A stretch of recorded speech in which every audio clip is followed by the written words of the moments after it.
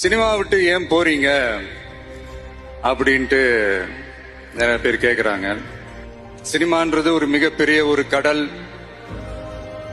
அதுல ஒரு கரையோரமா ஒரு சின்னதா ஒரு மணல் வீடு கட்டணும்னு தான் நான் ஆசைப்பட்டேன்.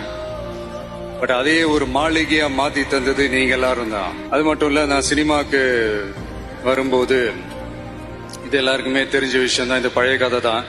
நான் ஃபேஸ் பண்ணாத விமர்சனங்கள் இல்ல, நான் ஃபேஸ் பண்ணாத அவமானங்கள் இல்ல, இந்த மாதிரி நிறைய காயங்கள் அதெல்லாம் தாண்டி தான் வந்திருக்கிறோம். அந்த மாதிரி நேரத்துலலாம் டே ஒன்ல இருந்து என் கூடவே நின்னது என்னோட ரசிகர்கள் தான். ஒரு நாள் 2 நாள் இல்லைங்க, கிட்டத்தட்ட ஒரு 30-33 வருஷத்துக்கு மேல என் கூடவே நின்றுக்கிறாங்க.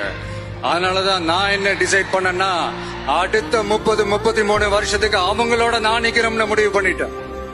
எனக்குன்னு ஒண்ணுனா வந்து தியேட்டர்ல நிக்கிறாங்க, நாளைக்கு அவங்களுக்குன்னு ஒண்ணுனா அவங்க வீட்டுல போய் நிக்கணும்னு நான் முடிவு பண்ணிட்டேன். எனக்காக எல்லாத்தையும் விட்டு கொடுத்த என்னுடைய ரசிகர்களுக்காக நான் சினிமாவையே விட்டு கொடுக்கிறேன். இந்த விஜய் சும்மா நன்றின்னு சொல்லிட்டு போறவன் கிடையாது, நன்றி கடனை தீர்த்துட்டு தான் போவான்.